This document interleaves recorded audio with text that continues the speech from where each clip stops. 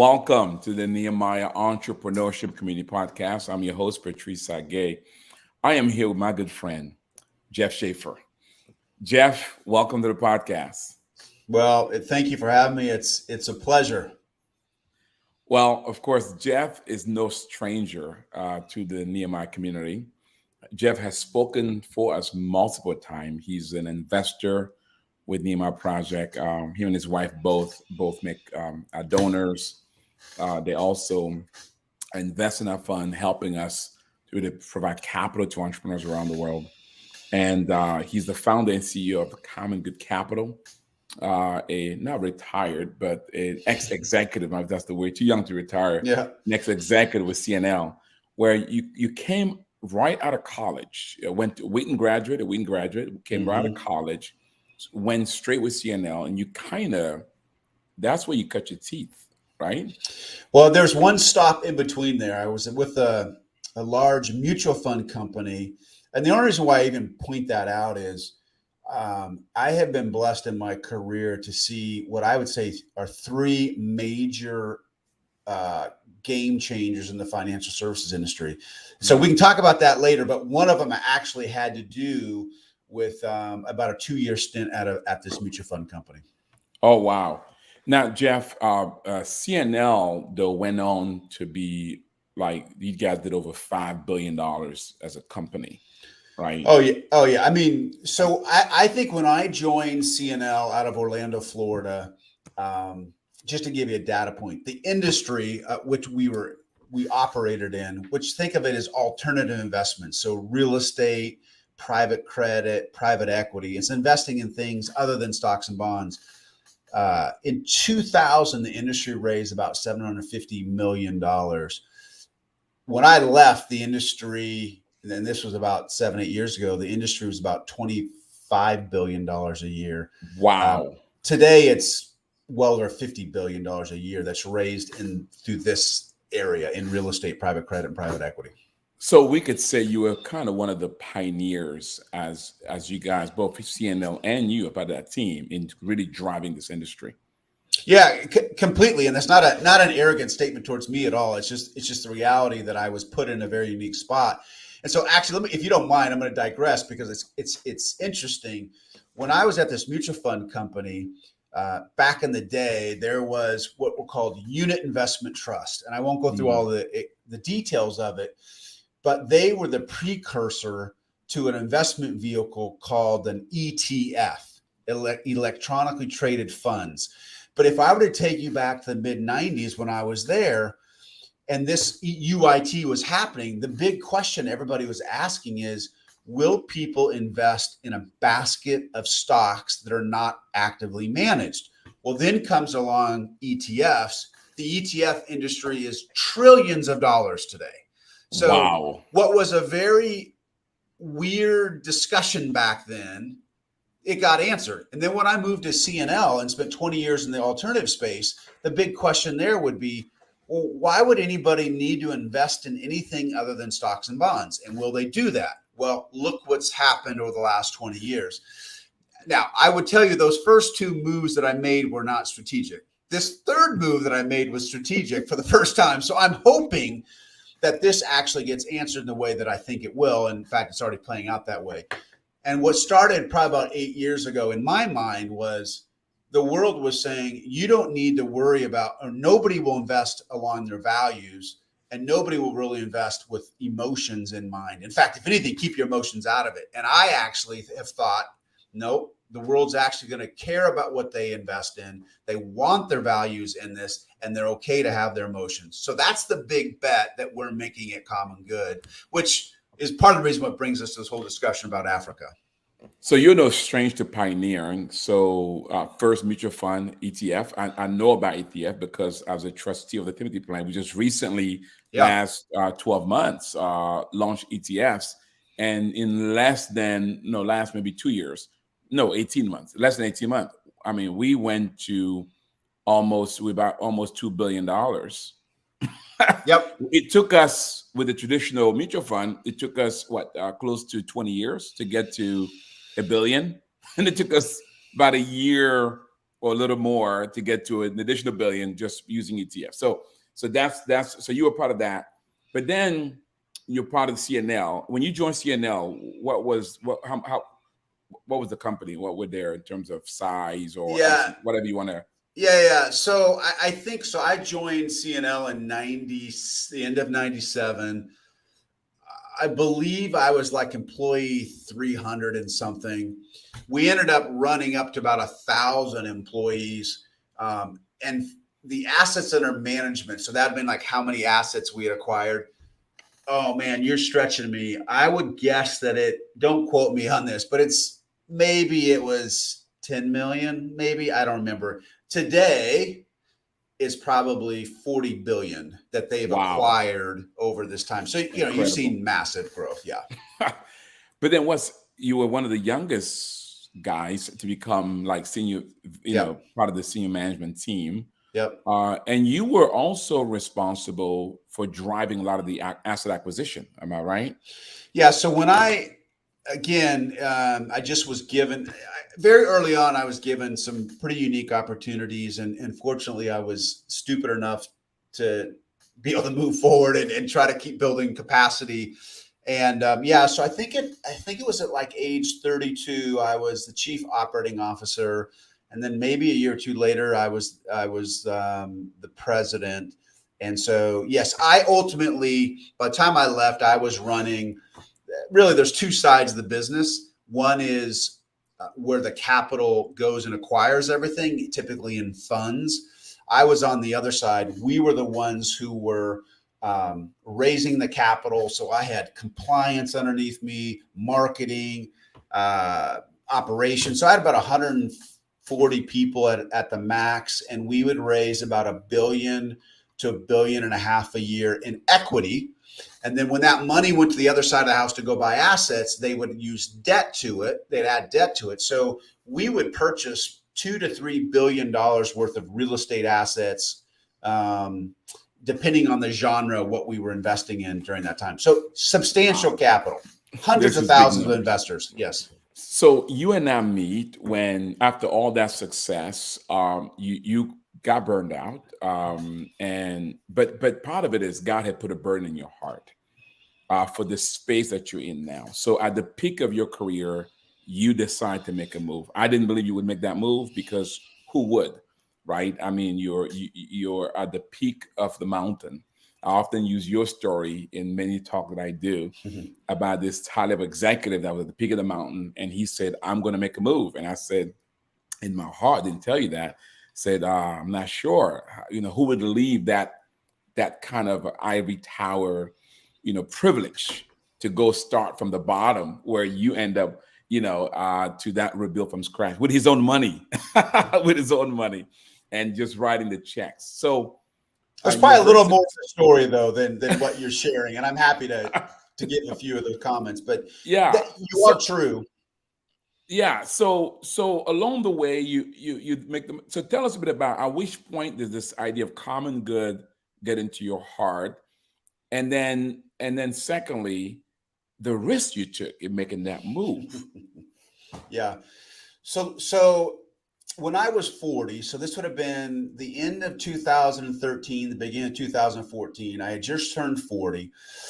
When I look back, there were little snippets of seeds that had been implanted in my heart. I don't know, maybe 3 to 5 years prior to that. And the big level concept there was, again, raising billions of dollars a year from hundreds of thousands of investors, and that plays an unbelievable part of the ecosystem that you and I live in every day. But we tended to simply focus on the return for the investor. So metaphorically, at one point, I think we had purchased about $12 billion of assisted living facilities. Okay. So again, the analogy we'd use is that we owned the real estate, but we were tucking in thousands of senior citizens to bed every night. And as an investor, I always felt like, yes, you care about the return and you should, but my gosh, what your capital is able to do, and this is all in the context of America, it just happens to be, like, you should be proud to know that your money is sitting there and it's housing senior citizens. It's treating them with dignity. It's helping them on the latter part of their year. So that was kind of one seed. But ultimately, it was a back surgery when I was 40 that literally and metaphorically kind of drove me to my knees. And it was after that back surgery that I woke up. And I'm not, this is legitimate. I woke up after that back surgery and I was supposed to get up and move around right away. But it was as if my view, I still saw everything normal like everybody else, but I just saw the world different. And the question that kept going through my mind was, I was 20 years through my career at that point, and let's just assume I worked till I'm 60.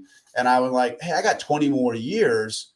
What do I want to be doing? Is this what I want to do? And on paper, one could argue, why are you not satisfied? I'm not going to give numbers, but from a financial standpoint, from a prestige standpoint, from an influence standpoint, I don't care about this. But I mean, I had access to a private plane, a corporate plane, and you'd go, why are you doing this? Well, Patrice, you made it sound very beneficial to myself. But I'll tell you, the love of what I was doing was gone. I almost didn't have a choice. I couldn't fake it anymore. It just didn't align with what was important to me. And so I tried for about 6 months to get back on this horse, so to speak. And I just couldn't do it. It just, and it's nothing that was happening, nothing that we're doing was wrong or moral and ethical. God took that away from me. And a new vision was planted about 5 weeks after back surgery. I'm sitting, and in fact, you know that the company I'm going to reference here, they do affordable housing in the Southeast. And so I'm sitting in recovery on my couch, and I'm plugging this DVD, and it's talking about the opportunity. This is 2014 to invest in affordable housing. So I won't go through all the stats, but there's a massive need of affordable housing, frankly, across the world, but specifically here too in the U.S. So what struck me was not only the competitive returns from a pure financial standpoint that were capable, but the other part, which was probably more interesting to me, was two residents got on and talked about what it was like living in these apartments prior to changing management, changing ownership, and fusing it with capital. So in yours and my terms, it's putting capital with a head and a heart and managing this. And two residents, 30 seconds each. One of them said, they've given me my dignity back. Wow. It's, in the investing world, that's not a common thing you hear. And it just hit me. It's like, whoa, they've given my dignity back. A second one said, I'm so excited to have people come to my house now. And in my head, I knew what they meant, but I'm like, wow, it's an apartment. But when you combine capital, you don't need to turn your brain off. You still can invest legitimately, but then you add your heart. The amount of transformation that in this case that it did to the residents of the community were astounding. And I said, that's what I want to go do. Wow. We're talking to Jeff Shafer, the CEO of Common Good Capital. We're talking about an upcoming conference called the Africa Virtual Summit that he's funding, that's free of charge to attendees, featuring the opportunity for American investors to consider Africa and why they should. And you're going to want to know about this conference. By the way, if you want to register for the conference, seats are still available. There's a link right there. You want to visit them at africa.commongoodcap.com. Africa.commongoodcap.com. You can register today and be a part. It's free of charge. It's totally being underwritten by Jeff Shafer and his wife. And can we say Common Good Capital? Is that crossing the line here? No, you're fine. I do. I'll say one thing. I know you're a highly regulated industry. Yeah. Well, let me add one comment. Yeah. Well, two comments. Number one, obviously, when you invest, you got to understand the risk. And so before you invest in anything, you need to read the prospectus and check all the risks. The second thing is our goal here is educational nature. And we can talk about what we're trying to do. But if you're expecting to come on to hear, hey, come invest in this, that's not this. But we will open your eyes to the opportunities and challenges of Africa. So I'm really excited about that. I love it. And part of why we're making this clear is because his industry is highly regulated, and we want to make sure that we stay within the fines of regulations. This is not, which is great. I love about him because what he does is totally within the common regulation. So, but before we get to the Africa conference and the Africa summit, so Jeff, as you share, many entrepreneurs are watching and listening from around the world, and the right now, I know somebody's saying, wait a minute, this guy was at the top of his money game, right? At the peak of his both financial and career success. But he felt this burden to do something different, which to risk it all. And he did it. So, Jeff, for those watching and listening who may find themselves in that situation, how hard was it? Because you make it sound like, Patrice, it was freedom to shift path. And maybe it was, but how difficult was that? And remind us again why we must make that choice that you made, no matter the risk. Yeah. So the first comment that I'll give to you is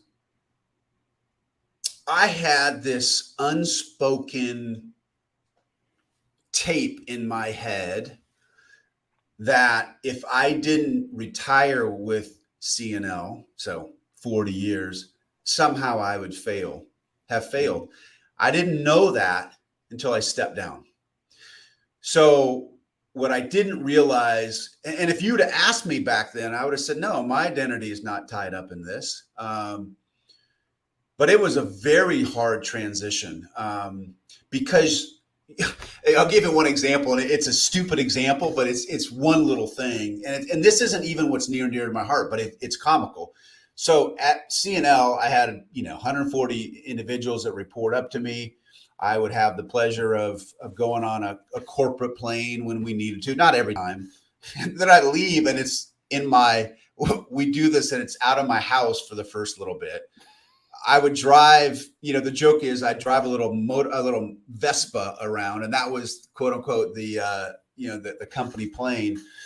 But I would just say it was way harder than I ever anticipated. However, I think walking in faith and being forced to take one step in front of the other, and I have to remind myself of this today, even though I can't always see 5 steps ahead, the freedom and the joy and excitement that comes in that, I live in the moment much more today than I ever did as an executive. And so I would absolutely say if you're contemplating it, it's not easy. But you have to be willing to risk. And ultimately, I'll tell you, very specifically. So I had left. Had I left at this point? Yeah, I had left. Okay. But I hadn't made the decision to go spend a bunch of my own capital and time in impact investing. I was at a conference in California, and we were going through the parable of the talents. And I'm assuming most everybody knows the parable of the talents, but essentially there's 3 guys. They each were given some money from a master, and then they either the first 2 invested it, got a return on the money, and the third one hid it away. And you got to understand, I grew up in the financial services industry, so everything is about managing risk. And so I struggle going, why would I go spend this? First of all, this capital is not mine. Okay, I'm supposed to be a steward of it, but why would I go risk millions of dollars when it could fail? Then I'm being a bad steward. Well, what hit me was, no. If I really understand that it's not mine to begin with, and if I feel called to go do it, then risk in this context should be viewed differently. The risk is if I don't. And so on my best days, I live in that moment. On my worst days, I'm like, what am I thinking? But I will tell you, trying to live in congruency with what you feel called to, it's not easy, but it is so much more fulfilling and rewarding. And even the days when I want to quit today, there's nothing else I want to go do other than this. So guess what? I just keep forging forward. I love it. What's also neat is that you got help. You went through big entrepreneurship. You got coaching. So with all that sense of conviction of what God had called you to do, sense of disdain for where you were, you also minimize your risk by Yep. going on. So which is also key to you. So before we get to Africa, it's been wow. We got some good folks watching us. Thank you guys for being here with us. Again, if you want to register for this Africa Virtual Summit, that's free of charge to you. That Common Good is putting on coming up on June the 29th. Ninth. Yep. June the 29th. Go to Common Good.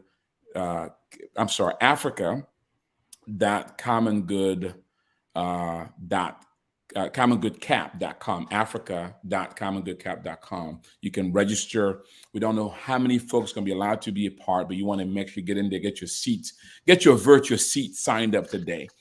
All right. So Jeff, it was neat about humility. So let's talk about Common Good. So you've launched. It's been how many years? Uh, on paper, it's been over 5 years. All right. So 5 years old. So what is Common Good? And when now you look at what you've been able to accomplish, tell us a bit about what you're excited about in terms of the company itself, and then we'll get to Africa. Yeah, so Common Good is a financial services company that is trying to help financial advisors, wealth advisors have the appropriate discussions with their investors and then allowing them investable options. And it's all around this idea, and you can say it different ways, but it's all around this idea of what does it mean to be a steward of your investment capital? You hear about what does it mean to be a steward around charity and giving and philanthropy, but you don't always hear about, wait a second, and this isn't always true, but let's just assume that, you give 10% of your money away, 90% is sitting here and it's your investment capital. And so how are you thinking about that? How are you aligning it from values perspective? Because I believe that if you can invest along your values, recognizing how it is impacting others, whether it's environment, whether it's people, that there actually creeps into this investing what Wall Street says keep out, and that's your emotions. Well, Wall Street says keep your emotions out. Why? Because they say, oh, it's greed and fear, which is true. But the assumption is that you can keep your emotions out. You're like, no, you can't. So instead, what if you brought in your values and you invested in things you care about and you watch how it made money? And I think there's a saying out there that you all probably know, where your treasure is, your heart will follow. And so for me, I'm trying to go down the heart of the financial services industry and to get people thinking about what does it mean to be a steward of their investment capital? Why?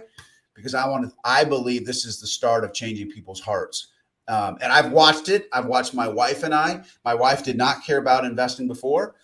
Today, she actually cares about what we invest in, not only from a financial standpoint, but also just the good that it is doing, whether it's affordable housing, whether it's renewable energy, whether it's, you name it, stuff that we're passionate about. And so that's what we're trying to do. What I love about it, I thought about, philanthropists, often that philanthropist, and you are philanthropists. You guys give to Nehemiah and other organizations out there. Oftentimes it is your heart that leads your giving, right? And it's like a reverse philanthropy. You're almost asking the investor to kind of hybrid this hard idea of philanthropy with the mind of investing, so that they're actually investing, trying to get returns, great returns from the things that they really care about. Is that well? That's it. And in fact, as you can imagine, so as I go into the financial services industry and talk to professionals all across the United States, and I give this message, some of them look at me like I'm nuts. It's like, wait, have you lost your mind?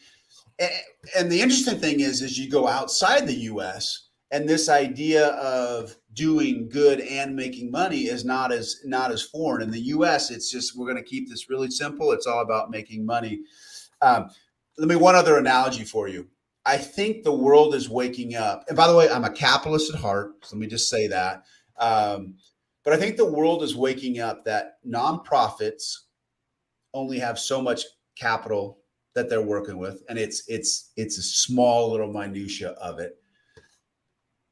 Governments don't have enough. Where's capital? It's sitting in businesses and investments. And so there's a battle going on right now of how people, and I don't agree with everything that people are trying to do, but this is why we need thoughtful people in this dialogue defining what good is, because capital is being funneled to different areas under this guise of investing in good. So it's there's a war going on, and I'm grateful to be in it.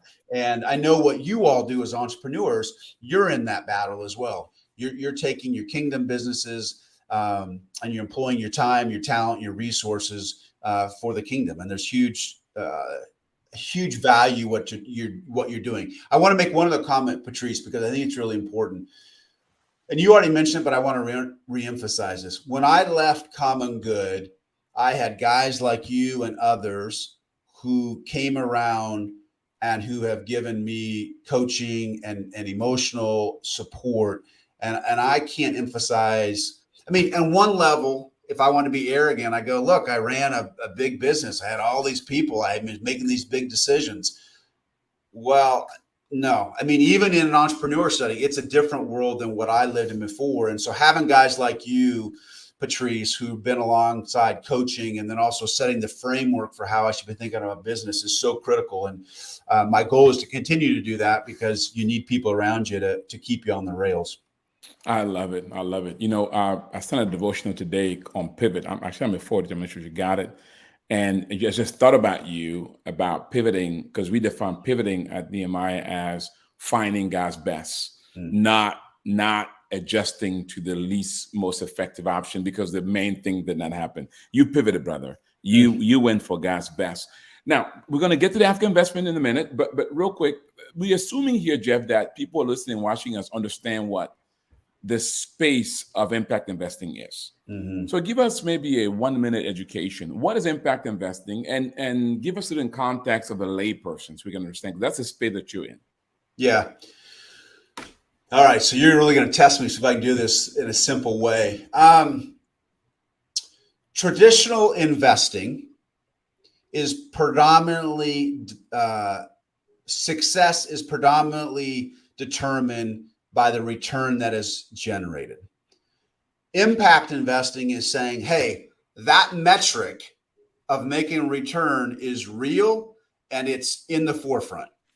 But we're also going to put other key metrics that we are trying to drive, improve, increase, or whatever it may be.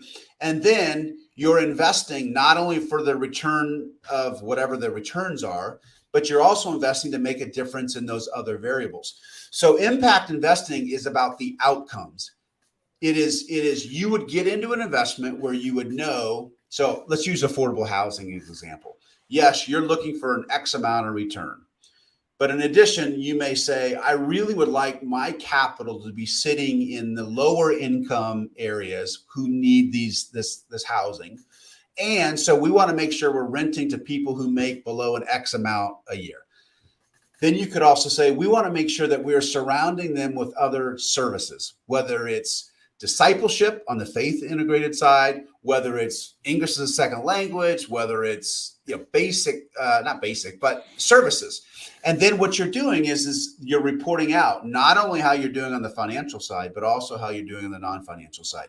And so you can look at this from different angles. One is to say you're aligning your values with your investment. Another can say you're using capital to solve big real life problems. And another side, people even say, is it's about risk mitigation. If you are cognizant of the outcomes and how you're affecting multiple things other than the financial, then you're probably going to be reducing your risk because you're thinking more holistically about investing. So that's my best take. Hopefully that made sense. I love it. I love it. So you began your career by pioneering this space of ETFs, and those don't know what those are. You can Google it. It's amazing. As Jeff pointed, has raised trillions of dollars in our economy. And then you went into this space called alternative investing. Yep. And you almost killed yourself trying to do it. But the problem for you became your heart no longer was in it because it was That's money right. for money's sake. That's right. And then, as though that wasn't enough, Jeff, you now chose to go into this very narrow, competitive space, really transformational investing, where you're really looking at how to do investment differently, Yep. called this idea of doing business for the common good. And that's got the name Common Good Capital. It's about Yep. how do we use the capital that we have for the good of our brother and sister. How do we all become good Samaritans at the end of the day with capital in Can such a I with sustainable capital? can I give one other example? Because this is what's Yes. near and dear to my heart. And it's not ready for investment today, but I want to get a vision for you of what could be. Mm. So, and I'm going to make this really short and sweet, but 30 years ago, as a freshman in college, I went into my first prison as a guest and ministered to inmates in Florida. 30 years later today, and that's been a deep passion of mine for the last 30 years, my wife and I have invested in 3 businesses now that are run by or that hire formerly incarcerated men and women. We are in a seed stage right now where we're just trying to incubate this, learn where the real opportunities are. But we would love in the next, I don't know, 2 to 5 years to roll this out across the United States through financial advisors. So think about this discussion. We're going to try to go to people and say, hey, there is this population who needs a second chance. In fact, their skill sets can be, they've been developed. They've got unbelievable drive. And so we're going to invest in people who've been in prison. Well, you understand, and if I have my other hat, common good, what I do every day, the first thing I do, if I see somebody has a criminal background, we're supposed to rip that up and throw it away. And we're saying, no. I actually think these men and women are redeemed and actually can have a huge impact. But let me tell you, here's the other thing that's really exciting about to me. Yes, I want to give these men and women a second chance. But you know the other reason why I want to do it? Because I know if I can get investors all across the United States investing in these men and women, guess what's going to happen? We're going to change the hearts of those investors. So this is not just about redemption for these inmates. It's about redeeming the mindset of what capital can do for even those who've never been in the criminal justice system. Thus, we're going to call it Redemption 360 because we want redemption all the way around. But those are some of the amazing things that can be done when you think outside the box. Now, it's not all done yet, but be watching. Those are some of the things that we're trying to do. I love it. So, Jeff, would you mind, as this evolves, to come back from time to time, update our audience and listeners Would love it. about Would this? love it. I love it. So that's an example. So, Jeff, as I hear that, are you kind of picking hard and difficult social issues and wrapping capital investment around it? Yeah. So it's funny. I would say the first 5 years at Common Good, I would argue, have been research and development. We've been out talking to multiple different funds and strategies. And we've started to narrow it down to areas that either I have a passion for, somebody on my teams has a passion on, and we think that there's a real investment thesis, a real impact thesis, and we think that people would eventually invest. So Africa is one of those emphases that we are saying, my gosh, I think long-term there is amazing opportunity. But the biggest challenge right now is getting through all of the biases, misunderstanding, perceptions that we in America have towards Africa. On the other hand, there is risk in Africa. So you also got to make sure you understand that. But that's part of the reason why Africa is, well, that is one of our themes. Why is probably another discussion that I'm sure we can have. But one of it is my brother lives in Rwanda today, has lived in Sierra Leone as well. Wow. And let's talk about it. So this upcoming Africa Summit. So first, before we get to the why you're doing it, we should kind of mention it a little bit. What is it? So what is the Africa Virtual Summit on Investing? We added on investment, but it really just says Africa Virtual Summit, but it is about investing. Yep. What is it? What could our audience expect for those who want to come? Speak to 2 groups. Speak to the average Joe, right? Whether they're entrepreneurs, whether they work for a company, whatever, who may want to come. And also speak to people who maybe investors who are curious to say, hey, what is it all about? Could you speak to those two groups? What can they find there? What is it? Yeah. So the goal of this is we are going to get predominantly, but it's open to others, wealth advisors, people in the financial services industry here in the U.S. and potentially some of their clients. And then obviously guests of the speakers. And really what we're trying to do is to give a different perspective of Africa than what people are used to. So if I'm listening in from, I think from some of your listeners, you're going to hear how Africans speak to American investors about the opportunities and challenges. It's not an American trying to talk to Americans about Africa. It's people on the ground from Africa.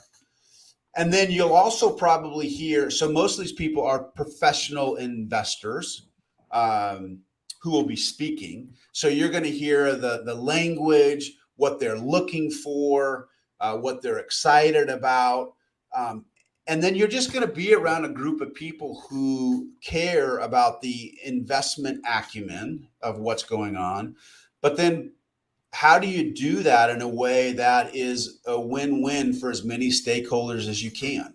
And I will tell you, I think one of the big things that I'm hoping that comes out of it for Americans is to understand the strategic nature of Africa. And that'll be part of the presentation is it is not, and I hope this isn't offensive to anybody, it's not just a sob story of Africa, but it's opportunity, it's need, it's using capital in a positive, non-exploitive way to make a huge difference. It's backing Africans who are using business in Africa to make a difference. So I don't know, that's the context. I'll just real fast, I guess we'll have three different kind of main speakers. Patrice, you will be one of them. And I think getting your perspective as somebody from Africa, lives in the U.S., works back in Africa, I think will be phenomenal. We'll also have somebody from actually Rena Hicks. She'll be talking about just the digital technology transformation in Africa. I think sitting here in the U.S., we act like we've got we're first class on all of our technology. And I was shocked to learn just Kenya, for example, just some of the forward thinking and of technology that's come out of there, as well as just the users of technology in Africa is in some cases much stronger than even here in the U.S. And then we'll also hear from a guy by the name of Patrick Kuwani. Did I say that right? Yeah, Patrick Kuwana. And he is going to talk about the strategic nature of Africa. And then from there, we're going to hear breakouts. I think there's 7 or 8 different breakouts. Everybody has their own little area of expertise. So you're going to hear some stuff. You want to learn about renewable energy in Africa. If you want to learn about technology in Africa. If you want to learn about agriculture. If you want to learn. So there's a handful of breakouts that we'll be sharing with everybody. Wow, I love it. Jeff, one of the things I share with you about what makes this conference a different. Typically, when there's a conference on Africa put on by Americans, particularly when dealing with capital, the headliners will be non-Africans talking about Africa. But you did different. You flipped it. You having actual Africans who are going to be talking about Africa, so that the audience can hear from Africans themselves. And then the investors, those with expertise in the investment space, then tell me about why did you choose to go that route versus the traditional route? Because if I personally, which I have, if I'm going to invest in Africa, what I say about Africa holds a whole lot less weight than somebody who lives in Africa, who's invested in Africa, who knows the culture, knows the challenges. Why wouldn't I have them talk? I mean, that's where the opportunity is. So it wasn't even a question for me. It was, I want people on the ground. I want Americans to hear people on the ground. I think that's way more compelling than me trying to communicate. And candidly, I don't know everything about Africa. I haven't lived there, and so I'm not going to try to play that game. Let's get the experts. And so, anyways, that's what we're doing. That is awesome. Your biggest competitor when it comes to bringing down to Africa is China. They're bringing cheap dollars, in some cases, corrupt dollars. These are organizations I recognize.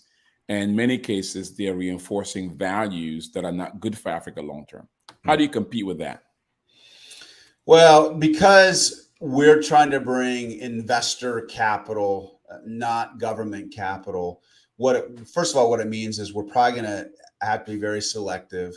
It means that there are, we believe, pockets of opportunity that are probably too small for example, the China's to invest in, and because it's at the investor level, there is. We are trying to find the right investors who care about the way that this is being done, so that we can create win-wins. And we also want to be able to report back to investors so that they can see the impact that they're having. And the only way you do that is through transparency and through story. And so for us, this isn't simply about getting capital there. We want to get capital and a heart there, because if you don't get a heart there, then it very well could be exploitive, or if nothing else, it's not thinking holistically about what's the best for those in that area.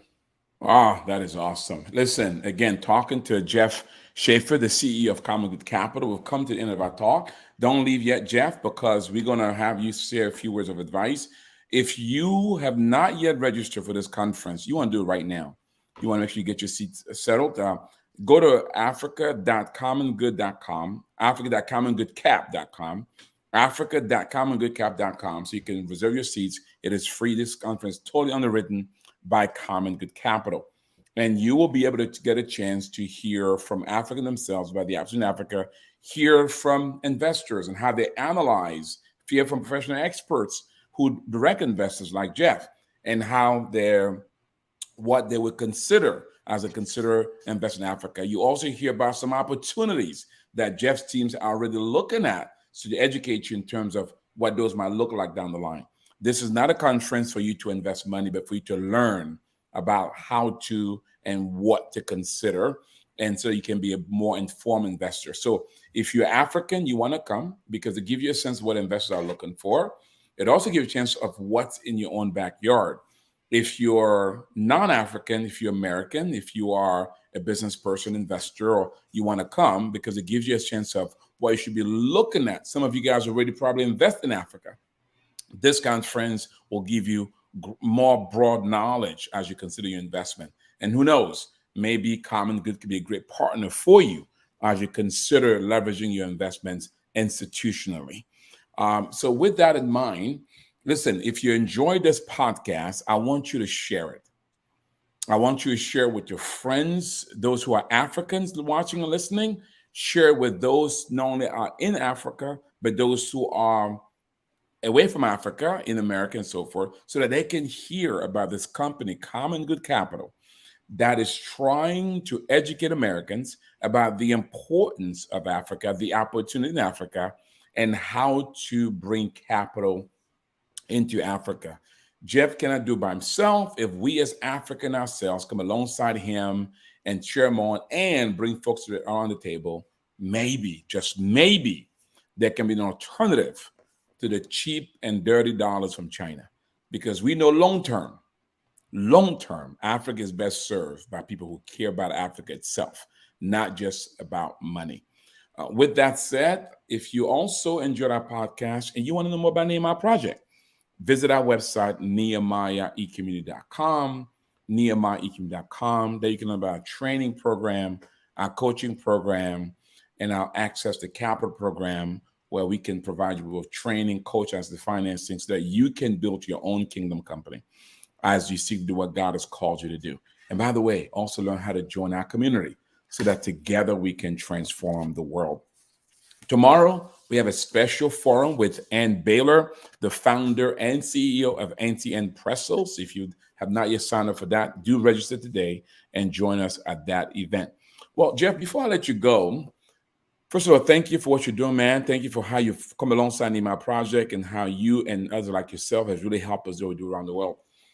So people are watching and listening, and you've been a pioneer. You've with ETFs, with alternative investment, with kind of bringing conservatism into this space of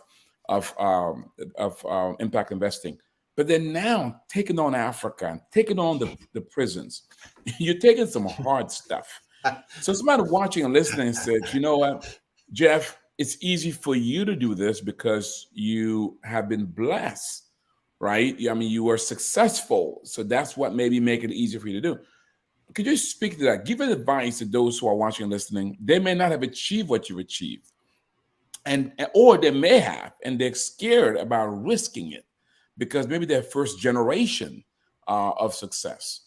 What advice would you give them as they consider how to navigate the risk before them to really pursue their heart as you have? Oh man, you would end with a doozy. You know, I would ultimately say when you think about your time, when you think about your talents, your time, talent, and treasure, when you think about that, we're stewards of all that. So yeah, you may not have one or the other as much of, but you have time, you have talents, and maybe you don't have as much treasure. But I would change the paradigm, because to me, it's not a risk of should I do it? It's a risk of what if I don't do it?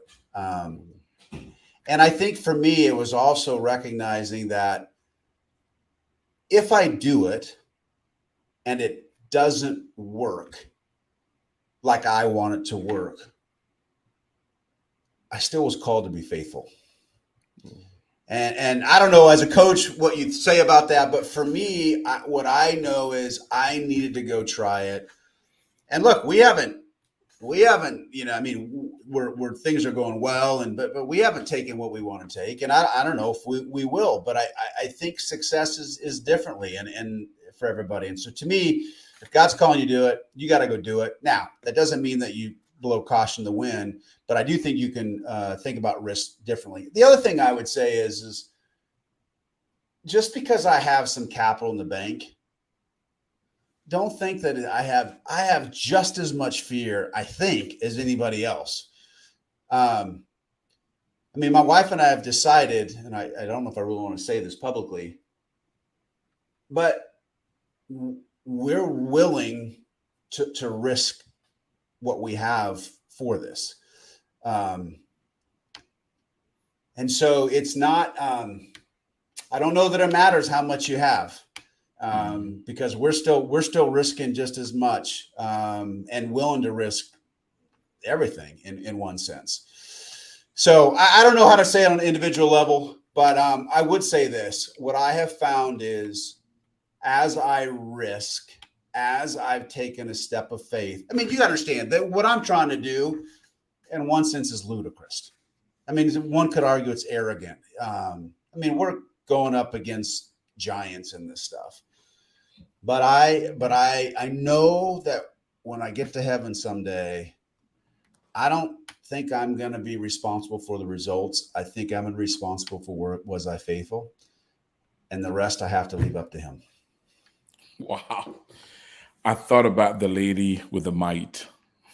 All he's asking you to do is risk what you got. And thank you for inspiring us today, Jeff, for living by example. Listen, register today to the Africa Conference on Investing hosted by Common Good Capital. Go to africa.commongoodcap.com. It's a free conference underwritten by Common Good. Let me pray for you guys. May the Lord bless you. May the Lord enable you to steward those talents that are under your care, time, talents, and treasure, and to steward them in such a way that one day, like Jeff said, you will hear those wonderful words, well done, good and faithful servant. You've been faithful over a few things. Guess what? He'll not make you rule over much. God bless you. Jeff, thank you for being with us. Guys, thank you for watching. Thank you. Look forward to seeing a bunch of you on the call. Yes.